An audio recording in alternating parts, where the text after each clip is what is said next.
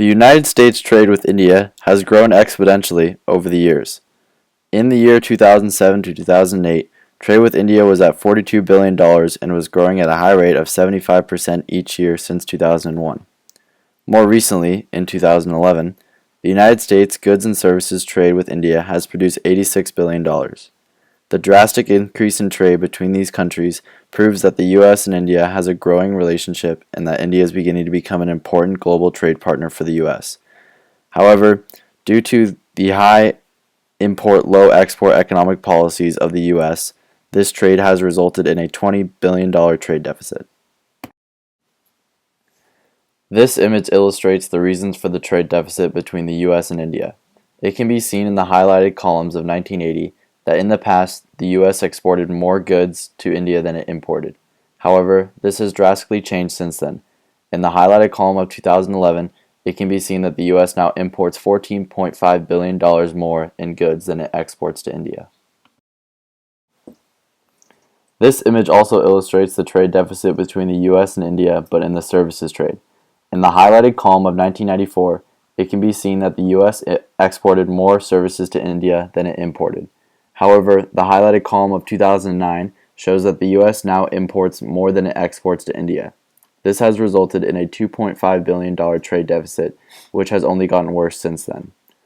The trade deficit between these countries has shifted over the years because India has gradually become more of a manufacturing and service-based country, while the U.S. has shifted more towards outsourcing manufacturing and service jobs to conserve money. Aside from service relations with India and the U.S., India has been the United States' 15th largest goods exporter. These goods include oil, machinery, precious stones, and fertilizers.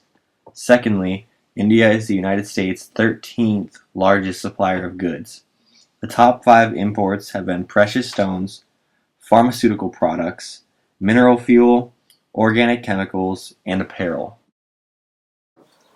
Many U.S. citizens and government officials criticize this trade deficit because it has resulted from outsourcing jobs to India. However, some have countered this argument and stated that outsourcing jobs is cheaper for U.S. companies and allows these companies to expand domestically and into the global economy. The argument is that as more jobs go to India, more Indians will become a part of the middle class due to the increases in wages.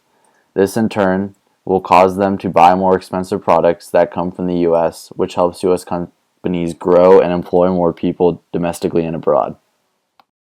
India gained its independence just over 60 years ago. Over these 60 years, their economy has started to resemble one similar to New York City's. With this, they are starting to attract more foreign company CEOs rather than charities. Since India's economic and social growth, the U.S. has taken interest in increased trade relations with India. Aside from trade, the U.S. looks at India for military aid and outsourcing jobs as well as services. Some worries India has about its relations with the U.S. is that they will become too westernized.